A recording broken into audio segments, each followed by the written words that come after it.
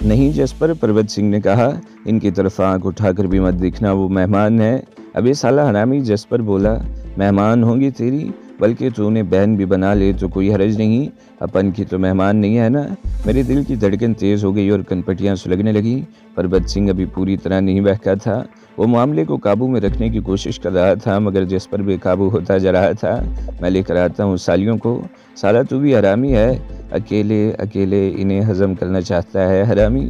जसपर उठकर दरवाजे की तरफ बढ़ने लगा तो मैंने इसे बाजू से पकड़ लिया। इसने मुझे धक्का देकर गिरा दिया और कमरे से निकल गया। मैं जब इस कमरे से निकला तो जसपर रत्ना वाले कमरे के दरवाजे पर पहुंच चुका था। इस वक्त रात के 2 बज रहे थे। रत्ना और शुशावरी एक दूसरे से लिपटी एक ही चारपाई पर सो रही थी। जसपर ने अंदर दाखिल होकर शुशावरी का बाजू पकड़ लिया और इसे खींचने लगा। शुशावरी एकदम जाग गई, इसके मुंह से हल्की सी चीख निकल गई। रत्ना भी एक झटके से उठ गई। मैंने बड़ी तेज़ी से आगे बढ़कर जसपर को बालों से पकड़कर पीछे खींचा और इसे धक्के देता हुआ कमरे से बाहर ले आया। वो मुझसे ज़्यादा कदावर और मुझसे ज़्यादा ताकतवर था। वैसे भी शराब के नशे में था। इसने अपने आप को छुड़ाने की कोशिश करते हुए मेरे सीने पर घुंसा मार दिया। मुझे यूं लगा जैसे सीने पर मनोवजनी हथौड़े से ज़रब लगाई गई हो। मेरे सांस रुकने लगे और सीने में दिल डूबता हुआ महसूस होने लगा। शुशावरी और रत्ना चारपाई से उठ गई थी। शुशावरी ने रिवॉल्वर निकाल लिया था। मेरा दिमाग घूम गया। अगर शुशावरी ने फायर कर दिया तो हम एक नई मुसीबत में फंस जाएंगे। गोली मत चलाना शुशावरी, मेरे हलक से आवाज़ बमुश्किल निकल सकी। मैं एक हाथ से अपना सीना मसल रहा था। मेरी बात शायद शुशावरी की समझ में आ गई थी। रत्ना भी इसके साथ खड़ी थी। जसपल ने जैसे ही अंदर दाखिल होने की कोशिश की, इन दोनों ने ज़ोर से दरवाज़ा बंद कर दिया। दरवाजे का पट जसपर की पेशानी पर लगा। वो करहता हुआ पीछे की तरफ लड़खड़ा गया। इस दौरान मैंने इस पर छलांग लगा दी और इसे धकेलता हुआ एक तरफ ले गया। जसपर भैंसे की तरह टकरा रहा था। इसने एक बार फिर मुझे उठाकर पटक दिया और दोबारा इस कमरे की तरफ लपका। इस मर्तबा मैंने एक टांग को पकड़कर ज़ोरदार झटका दिया। वो मुंह के बल गिरा। इसकी पेशानी ज़मीन से टकरा गई और वो कराह कर रह गया। मैंने इससे गुत्थम गुत्था होने की कोशिश की, मगर इसने एक बार फिर मुझे पटक दिया। रत्ना और शुशावरी कमरे से निकल आई थी। शुशावरी ने रिवॉल्वर नाल की तरफ से पकड़ रखा था और इसके दस्ते से जसपर के सर पर ज़रब लगाने की कोशिश की, मगर वार सर की बजाय इसके कांधे पर लगा। इस दौरान पर्वत सिंह भी अपने कमरे से निकल आया था। वो अभी पूरी तरह नशे में नहीं था। इसके हवास अभी किसी कदर काबू में थे। इस वक्त जसपर ने रत्ना को पकड़कर अपने ऊपर गिरा लिया था। रत्ना इसके बाल नोचते हुए बुरी तरह चीखने लगी। पर्वत सिंह तेजी से आगे बढ़ाया। यहाँ की सूरत हाल देखकर इसका नशा हुरन होने लगा था। मार साले को हरामी, इसने जसपर को जोरदार ठोकर रसीद की और फिर हम दोनों इससे लिपट गए और घसीटते हुए कमरे में ले गए। मुझे डर था कि शोर की आवाज़ सुनकर पड़ोसी न जमा हो जाएं। तुम दोनों अंदर जाकर दरवाज़ा बंद कर लो, मैंने रत्ना और शुशावरी की तरफ देखते हुए कहा और उन्होंने दूसरे कमरे में घुसकर दरवाज़ा बंद कर लिया। जसपर पर्वत सिंह के काबू आ नहीं रहा था। मैंने आगे बढ़कर इसकी कनपटी पर 2-3 तले घोंसे रसीद कर दिए। आखिरी घोंसा कारगर साबित हुआ और जसपर करहता हुआ ढेर हो गया। पर्वत सिंह ने भी इसकी पसलियों पर जोरदार ठोकर रसीद कर दी। साला हरामी रंडी का बच्चा, वो गुर्राया, अपन के माल पर नज़र रखता है, काट दूंगा साले को। मैं एक बार फिर चौंक गया। शायद अब मुझे पर्वत सिंह से भी निमड़ना पड़े। पर्वत सिंह को भी शायद एहसास हो गया था कि वो क्या कह गया है। तुम लोग अपन का मेहमान हो साहिब जी। वो अपनी बात का असर ज़ाहिर करने के लिए बोला, मेहमान भगवान की दया होती है। अगर ये इन दोनों में से किसी देवी के साथ कुछ कर देता तो अपन इसका कचूमर बना देता, जिंदा न छोड़ता इसको। शुक्र है इसे भगवान याद आ गया था। मैं झुककर जसपर को देखने लगा। ज़मीन पर टकराने से इसकी पेशानी फट गई थी जिससे खून बह रहा था, लेकिन मेरे ख्याल में तशवीश की कोई बात नहीं थी, सिर्फ पेशानी हल्की सी फटी थी। हम का क्षमा कर दो साहिब जी, पर्वत सिंह मेरी तरफ देखते हुए बोला।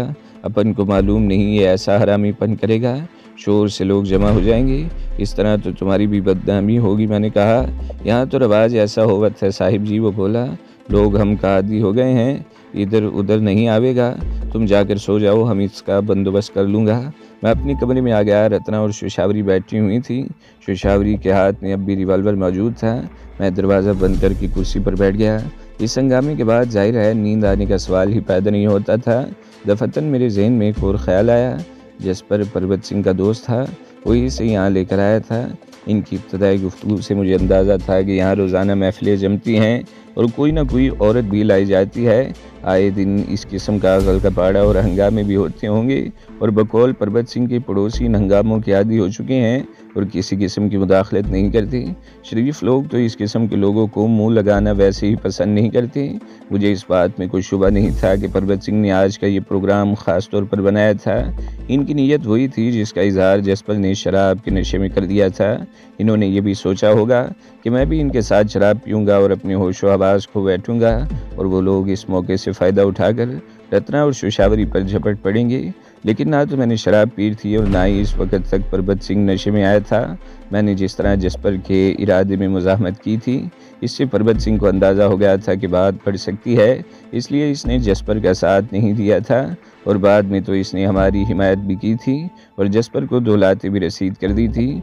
परबत सिंह को अब तक यही मालूम था कि हमारा ताल्लुक पुलिस से है और हम भेस बदल कर ख़तरनाक मुजरिमों को तलाश कर रहे हैं। हो सकता है इसके जहन में ये बात आ गई हो कि हम इसे किसी मुसीबत में न फंसा दें। मैंने शोशावरी और रत्ना की तरफ देखा, वो दोनों खामोश बैठी हुई थीं। तुम लोग सो जाओ, मैंने कहा। अव्वल तो अब ऐसी कोई बात नहीं होगी, अगर कोई बात हुई भी तो मैं जाग रहा हूँ, अब नींद किसे आएगी? शोशावरी ने कहा। मुझे तो पहले ही शुबा था कि परबत सिंह की नीयत ठीक नहीं है। वो दिन में जिस तरह बार बार मुख्तलिफ बहानों से दुकान छोड़कर घर में आ रहा था, इससे मैंने अंदाज़ा लगा लिया था कि कोई गड़बड़ ज़रूर है। हो सकता है तुम दोनों को देखकर जसपर की नीयत बदल गई हो और वो शराब के नशे में बह गया। ये भी मुमकिन है ये प्रोग्राम परबत सिंह ने ही बनाया हो, लेकिन सूरत हाल देख कर इसने रुख बदल लिया। जो कुछ भी हुआ ठीक नहीं हुआ, रत्ना बोली। ऐसी हरकत दोबारा भी हो सकती है और हो सकता है वो इसके लिए कोई ऐसा तरीका इख्तियार करें कि हम मुज़ाहमत न कर सकें। इसलिए कल दिन में सबसे पहले हमें किसी दूसरे ठिकाने का बंदोबस्त करना पड़ेगा। हाँ, सुबह सबसे पहले यही काम किया जाएगा, मैंने कहा। रात बीत रही थी, नींद हम तीनों में से किसी को नहीं आ रही थी। हम सरगोशियों में बातें कर रहे थे, लेकिन नींद तो ऐसी चीज़ है जिसके बारे में कहा जाता है कि फांसी के तख्ते पर भी आ जाती है। शोशावरी और रत्ना भी नींद से मगलूब हो गई। मैं कुर्सी पर बैठा जागती रहने की कोशिश करता रहा। मुझे भी नींद के झोंके आ रहे थे। कभी आंखें बंद हो जाती तो मेरा सर सीने पर झुकने लगता और फिर कोई झटका लगने से संभल जाता। मैं इस वक्त भी शायद ऊँग रहा था कि बाहर आहट सुनकर संभल गया। कदमों की आहट के साथ बातों की आवाज़ भी सुनाई दी। मैं अपनी जगह से उठकर बहुत मोहतात अंदाज में चलता हुआ दरवाजे के करीब आ गया। इस दौरान मैंने जेब से पिस्तौल भी निकाल लिया। कमरे का दरवाज़ा 2 पट का था, जिसमें मामूली झुरी भी थी। मैंने झुरी में आंख लगाकर देखा, वो जसपर और परबत सिंह थे। जसपर के माथे पर पट्टी बंधी हुई थी, वो गुस्से में बिड़बिड़ा रहा था और परबत सिंह इसे हाथ से पकड़े बाहर वाले दरवाजे की तरफ ले जाते हुए कह रहा था, मान बिजा भाया, वो तीनों पुलिस वाले हैं। मैंने हाथ पैर जोड़ कर इन्हें चुप कराया है। अगर वो थाने वालों को बुला लेते तो तुम्हारे साथ मैं भी बंद हो चुका होता। इस लौंडिया को छोड़ूंगा नहीं, जसपर ने कहा। बाहर मिल गई तो सड़क पर ही चीर फाड़ कर फेंक दूंगा साली को। मेरा नाम भी जसपर है। हाँ, मैं जानता हूँ तेरा नाम जसपर है, पर अब तू जा यहाँ से और देख बाहर जाकर कोई ऐसी हरकत मत करियो।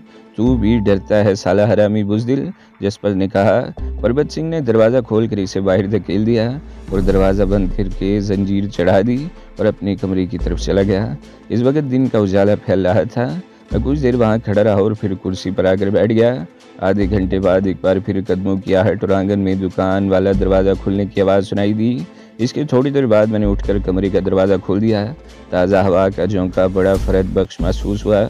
इस रोज़ नाश्ता करने के बाद 10 बजे के करीब हम परबत सिंह के मकान से निकल आए। इसे हमने यही बताया कि शाम तक वापस आ जाएंगे। रत्ना ने हस्बे मामूल वो थैला कांधे पर लटका कर इसे चुनरी में छुपा लिया था।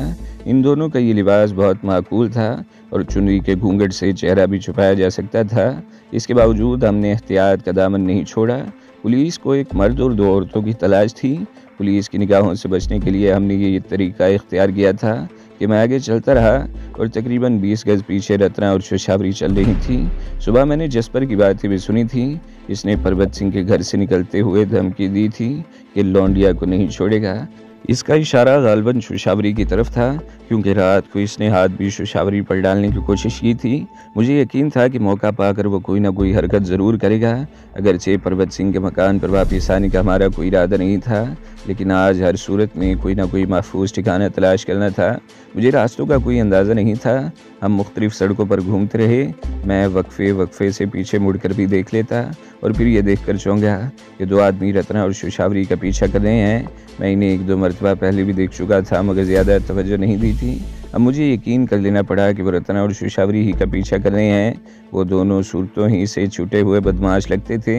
मुझे अंदाज़ा लगाने में दुश्वारी पेश नहीं आई कि वो रत्ना और शौशावरी को अकेली समझकर इनके पीछे लग गए हैं और इन्हें अभी तक कुछ करने का मौका नहीं मिला। इन गुंडों की किसी भी वक्त पिटाई की जा सकती थी, लेकिन इसमें मुझे भी मुदाखलत करनी पड़ती। मामला संगीन नौइयत इख्तियार कर जाता तो बात पुलिस तक पहुंच सकती थी और इस तरह मज़ीद गड़बड़ होने का अंदेशा था। इसलिए मैंने सोचा कि इन गुंडों से उलझे बगैर निकलने की कोशिश की जाए। मुझे किसी ऐसी जगह की तलाश भी थी जहां हम तीनों इकट्ठे हो सकें। शहर में पुलिस अगरचे अपनी सरगर्मियों में मसरूफ़ थी, लेकिन हमें अभी तक किसी परेशानी का सामना नहीं करना पड़ा था। लेकिन फिर अचानक यूँ लगा जैसे शहर में भूचाल आ गया हो। पुलिस की गाड़ियां तेज़ी से इधर उधर दौड़ती नजर आने लगीं।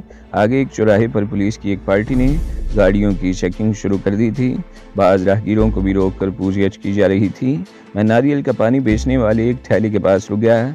ठेले वाले ने एक नारियल भी स्ट्रॉ लगाकर मेरे हाथ में थमा दिया। मैं वहीं खड़ा चुस्कियाँ लेने लगा। इस दौरान रत्ना और शौशावरी भी वहाँ पहुँच गई।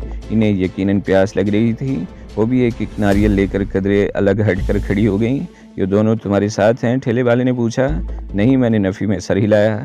अरे घबराते क्यों हो भाया, इन दोनों लोंडियों के पैसे हम देंगे। ये आवाज़ सुनकर मैंने गर्दन घुमाई। वो दोनों गुंडे ठेले के करीब पहुंच गए थे और ये जुमला लंबे बालों वाले ने कहा था, जिसके बाहर निकले हुए दांत बिल्कुल पीले हो रहे थे और फासला होने के बावजूद इसके मुंह से बदबू आ रही थी। वो दोनों भी नारियल लेकर पीने लगे। इस दौरान पुलिस वाले इस तरफ निकल आए थे। शौशावरी नारियल पी चुकी थी। इसने ठेले वाले को पैसे देना चाहे तो लंबे बालों वाले ने इसका हाथ पकड़ लिया। अरे रहने दो, तुम्हारे पैसे हम दे देंगे, वो दांत निकालते हुए बोला। छोड़ो मेरा हाथ, शौशावरी बुर्राई। यह हाथ तो अब कोई नहीं छुड़ा सकता जाने मन, वो डिटाई से बोला। इसने अपने पीछे पुलिस वालों को नहीं देखा था। मेरा फ़िलहाल मुदाखलत करने का कोई इरादा नहीं था, इसलिए खामोश खड़ा नारियल के पानी की चुस्कियाँ लेता रहा। शौशावरी एक बार फिर बुर्राई और अचानक ही दूसरे हाथ से इस गुंडे के मुंह पर थप्पड़ रसीद हुआ। अबे तेरी तो, इस गुंडे के मुंह से गलीज गाली निकल गई। ये क्या हो रहा है? ये आवाज़ सुनकर इस गुंडे ने पीछे गर्दन घुमाई और पुलिस वालों को देखकर इसकी आवाज़ सिरक गई। इसने शौशावरी का हाथ छोड़कर एक तरफ दौड़ लगा दी। दूसरा साथी भी भाग खड़ा हुआ। एक पुलिस वाला इनके पीछे लपका, लेकिन वो दोनों हवा हो गए। तुम लोग कौन हो? तुम्हारे साथ कौन है? दूसरे पुलिस वाले ने शौशावरी को घूरा। गाँव से आई हुई हैं सौदा लेने के लिए। तुम्हारे साथ कोई मर्द होता तो इन हराम के पिल्लों को हमारे करीब आने की हिम्मत न होती। इस थैले में क्या है? पुलिस वाला अब रत्ना की तरफ मुतवज्जा हो गया। ये रत्ना ने घूरा। हम चोर हैं क्या? हमसे सवाल जवाब कर रहे हो? इन हराम के पिल्लों को तो पकड़ नहीं सके, तुमको ले जाकर बंद कर दूंगा ज़्यादा। जाने भी दो हुक्म। मैंने इस पुलिस वाले को बाजू से पकड़ लिया और इसे ठेले से आगे ले गया। एक तो तुम इन गुंडों को नहीं पकड़ सके जो इनके साथ जाती की कोशिश कर रहे थे, ऊपर से इन बेचारी औरतों को धमका रहे हो। पुलिस वाले ने घूर कर मेरी तरफ देखा। वो शायद मेरे लहजे से मरूब हो गया था, सर झटक कर रह गया। वैसे ये मामला क्या है हवालदार? एकदम पुलिस की भागदौड़ क्यों मच रही है? मैंने पूछा। आतंकवादी घुसाए हैं इस शहर में, पुलिस वाले ने जवाब दिया। और फिर इसने जो इंकशाफ किया वो खासा सनसनीखेज था। इस पुलिस वाले के कहने के मुताबिक सारिस्का से फरार होने वाले दहशतगर्द जंगल में घुस गए थे। पुलिस की एक पार्टी भी इनके ताक़ुब में थी। दूसरे रोज़ पुलिस पार्टी और दहशतगर्दों का आमना सामना हो गया। दहशतगर्दों ने, जिनमें एक मर्द और 2 औरतें शामिल थीं, इसी तरह तीनों पुलिस वालों पर काबू पा लिया। उन्होंने पुलिस वालों को बेहोश करके इनकी वर्दियां पहन ली और इनकी जीप लेकर फरार हो गए। वो तीनों पुलिस वाले आज सुबह किसी न किसी तरह जंगल से निकल आने में कामयाब हो गए। जंगल से 2-3 कोस दूर भौनपुर नामी बस्ती के करीब खेतों में कुटिया में इन्हें पुलिस की तीनों वर्दियां मिल गईं। वो लोग बस्ती में दाखिल हुए। बस्ती वालों ने इन्हें आतंकवादी समझकर पकड़ लिया। वो यकीन दिलाने की कोशिश करते रहे कि वो पुलिस के आदमी हैं, मगर बस्ती वालों ने इनकी एक नहीं सुनी और मार पीट कर रस्सियों से बांध दिया और कोटपुतली के थाने में इतला कर दी। पुलिस की एक पार्टी फौरन ही भौनपुर पहुंच गई। तब वहाँ एक और इंकशाफ हुआ। गांव के मुखिया ने बताया कि 2 दिन पहले 2 औरतें और एक आदमी पुलिस की वर्दी में पुलिस की जीप पर जंगल से बरामद हुए थे। उन्होंने मुखिया को बताया कि वो जंगल में डाकुओं का ताक़ुब कर रहे थे और फिर सारी बात खुल गई। मुखिया ने बताया कि वो उन लोगों को कोटपुतली में अपने भाई के घर छोड़ गया था। पुलिस ने इसके भाई परबत सिंह के घर छापा मारा, जिसने ये इंकशाफ किया कि वो लोग 2 घंटे पहले यहाँ से निकले हैं। पुलिस ने परबत सिंह को भी हिरासत में ले लिया है और शहर भर में इन तीनों को तलाश किया जा रहा है। एक मर्द और 2 खूबसूरत औरतें। हम भी इन्हीं की तलाश में हैं भाया, वो पुलिस वाला कह रहा था। हम कब मिल जावें तो अपनी किस्मत बदल जावेगी, पर अपनी किस्मत ऐसी कहाँ, बाज़ औक़ात किस्मत की देवी करीब से आकर गुजर जाती है। मैंने इसके खामोश होने पर कहा, हो सकता है वो लोग तुम्हारे आसपास ही कहीं मौजूद हों और तुम इन्हें ना पहचान सकते हो। हाँ, ये भी ठीक है। पुलिस वाले ने गहरा सांस लिया और इस तरफ चला गया जिस तरफ इसका साथी गुंडों के पीछे रह गया था। मैंने रत्ना और शौशावरी को इशारा किया और फिर हम तीनों इकट्ठे ही एक तरफ चल पड़े। ठेले वाला मायने खेज नज़रों से हमारी तरफ देख रहा था। अगले मोड़ पर पहुंचकर मैंने पीछे मुड़कर देखा। वो दोनों पुलिस वाले वापस आकर ठेले वाले से कुछ पूछ रहे थे और ठेले वाला इन्हें इशारा करते हुए कुछ बता रहा था। फूट लो यहाँ से, मैंने मुड़ते हुए कहा। इन्हें शुबा हो गया है, वो ठेले वाले से हमारे बारे में पूछ रहे हैं। हम तीनों तेज़ तेज़ चलते हुए एक तंग सी गली में दाखिल हो गए और फिर मुख्तलिफ गलियों में घूमते हुए अब सड़क इस छोटे से मैदान में पहुंच गए जहां मछली मंडी लगी हुई थी। 2 रोज़ पहले मुखिया हमें सबसे पहले यहीं लेकर आया था और व्यापारी से मछली का सौदा करने के बाद परबत सिंह की तरफ गए थे। घास फूस के छप्पर और तरपालों वगैरह के साइबान थे जिसके नीचे तख्तों पर दुकानें लगी हुई थीं। सुबह भी यहाँ माल आता था, दोपहर तक मंडी लगती थी। आम ग्राहकों के लिए तो दुकानें दिन भर खुली रहती थी और शहर के मुख्तलिफ इलाकों के लोग ताज़ा मछली ख़रीदने के लिए यहाँ आते थे। दुकानों की 3-4 गलियाँ सी बनी हुई थीं। यहाँ खासा रश था। मछली की बू से दिमाग फटा जा रहा था। हम तीनों लोगों के बीचों में रास्ता बनाते हुए चलते रहे। मेरा ख्याल था कि हम मछली मंडी की दूसरी तरफ निकलकर किसी और इलाके में पहुंच जाएंगे। आगे गलियों का एक चौराहा सा बन गया। मैं वहाँ से सीधा आगे निकल गया। अभी 2-3 कदम ही बढ़ा था कि रत्ना ने मेरा हाथ पकड़कर रोक लिया। क्या बात है? मैंने सवालिया निगाहों से इसकी तरफ देखा। वो उधर देखो, इसने दाएं तरफ गली में इशारा किया। वो समुद्रा है। वो इस तरफ नीली साड़ी वाली इस औरत का रुख दूसरी तरफ था। शायद रत्ना ने करीब से गुजरते हुए इसे देख लिया था। मैं अपनी जगह पर खड़ा रहा। वो औरत जैसी मुड़ी मेरी आंखों में चमक उभर आई। वो समुद्रा ही थी जिसने तिनकों की एक टोकरी हाथ में उठा रखी थी। मैं तेज़ कदम उठाता हुआ इसके करीब पहुंच गया। मुझे अचानक ही अपने सामने देखकर एक लम्हे को इसके चेहरे के तासुरात बदल गए और फिर दूसरे लम्हे इसकी आंखों में भी चमक उभर आई। इसने शौशावरी और रत्ना की तरफ देखा मगर ज़्यादा गर्मजोशी का इजहार नहीं किया। मेरे पीछे चले आओ, इसने बिड़बिड़ाने वाले अंदाज में कहा और टोकरी संभाले तेज़ कदम उठाती हुई एक तरफ चल पड़ी। हम भी कुछ फासला देखकर एक दूसरे के पीछे चलते रहे। मछली मार्केट की पिछली तरफ कई गाड़ियां खड़ी थीं। समुद्रा एक सफ़ेद कार के करीब रुक गई पर इसमें से चाबी निकालकर पहले ड्राइविंग साइड का दरवाज़ा खोला और फिर अंदर बैठ गई। दूसरे दरवाज़ों की लॉक नाब्स भी उठा दी। रत्ना और शौशावरी पिछली सीट पर बैठ गईं और मैं आगे पैसेंजर सीट पर। समुद्रा ने इंजन स्टार्ट किया और कार हरकत में आ गई। 2 दिन पहले ये इतला पहुंची थी कि पाकिस्तानी दहशतगर्द पहले जयपुर और फिर सारिस्का से फरार होकर जंगल में दाखिल हो चुका है, जिसके साथ 2 औरतें भी हैं। पहले तो ये बताया गया कि एक औरत तो इसकी साथी है और दूसरी महकमा सयाहत की गाइड भी, जिसे यरगमाल बना लिया गया है। लेकिन अगले रोज़ ये खबर आई कि वो गाइड भी इनके साथ मिली हुई है और फरार का सारा मंसूबा इसने तैयार किया था। जयपुर और सारिस्का में इसके कुछ साथी पकड़े गए हैं। समुद्रा कह रही थी वो कार को किसी बड़ी सड़क पर लाने के बजाय गलियों में ले जा रही थी जहां रोके जाने का इस्तेमाल नहीं था। यह खबर सुनकर मैं तो परेशान हो गई थी। मेरा ख्याल था कि तुम लोग हिंदुस्तान से जा चुके होगे, वो कह रही थी। बहरहाल मुझे परेशानी इस बात पर थी कि अगर तुम लोग जंगल के खूनी दरिंदों से बच गए तो पुलिस के हाल लग जाओगे, क्योंकि पुलिस ने जंगल से कोटपुतली की तरफ आने वाले तमाम रास्तों की नाकाबंदी कर रखी है। और अभी कुछ देर पहले ही मैंने मछली मंडी मार्केट से यह खबर सुनी कि तुम लोग इस शहर में दाखिल हो चुके हो। हम 2 दिन पहले यहाँ आ गए थे। मैंने इसके खामोश होने पर कहा, कल हमने तुम्हें कार में देखा था और मैं पुकारता रहा, तुम्हारे पीछे भी लपका, लेकिन तुम्हारी कार निकल चुकी थी। वो कहाँ देखा था? समुद्रा ने पूछा। जगह तो मुझे याद नहीं, मगर तुम्हारी कार एक ट्रैफिक सिग्नल पर खड़ी थी, मैंने जवाब दिया। मैं देखकर तुम्हारी तरफ लपका तो सिग्नल खुल गया और तुम्हारी कार तेज़ी से आगे निकल गई। और आज मैं चंद लम्हों को खामोश रहा, फिर बोला, आज तो हम बाल बचे हैं। अगर हम घर पर होते तो अब तक सलाखों के पीछे बंद हो चुके होते। पुलिस के पहुंचने से सिर्फ 2 घंटे पहले वहां से निकल गए थे। मैं इसे पुलिस कांस्टेबल से सुनी हुई बात बताने लगा। अच्छा हुआ तुम मिल गई, वरना आज कोई महफूज जगह तलाश करने में खासी दुश्वारी पेश आती। समुद्रा ने इस मरतबा कोई बात नहीं की। मैं इसे पुलिस कांस्टेबल से सुनी हुई बताने लगा। अच्छा हुआ तुम मिल गई, वरना आज कोई महफूज जगह तलाश करने में खासी दुश्वारी पेश आती। तो दोस्तों, अगली किस्त सुनने के लिए हमारे चैनल को ज़रूर सब्सक्राइब करें, वीडियो को लाइक करें और बेल के आइकन पर भी क्लिक कर दें, ताकि हर जो आने वाली वीडियोज़ हैं वो आपको सबसे पहले मिलती रहें।